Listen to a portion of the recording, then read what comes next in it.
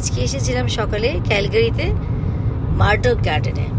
So আমি এখনও ক্যানাডাতেই আছি, ক্যালগারি ক্যানাডার একটা জায়গা। সো এখানে মেইন উদ্দেশ্য ছিল চেরি ব্লসম দেখতে আসা।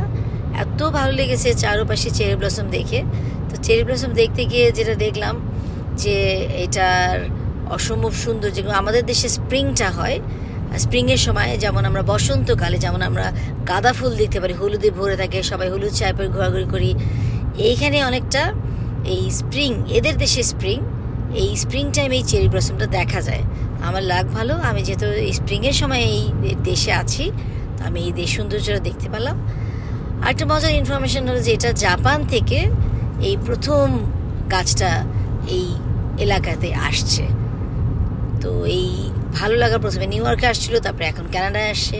তো এই জিনিসটা খুব সুন্দর যে ইনফরমেশনগুলো পাচ্ছি, সবাই দেখলাম ঘোরাঘুরি করছে, সুন্দর করে ছবি তুলছে, এবং আমিও কিছুক্ষণ ঘোরাঘুরি করলাম, ছবি তুললাম, এবং মনে হলো সবার সাথে এই আইডিয়াটা শেয়ার করি। সো এই হলো আমাদের চেরি ব্লসমের ঘোরাঘুরির একটা ছোট্ট একটা গল্প। খোদা হাফেজ।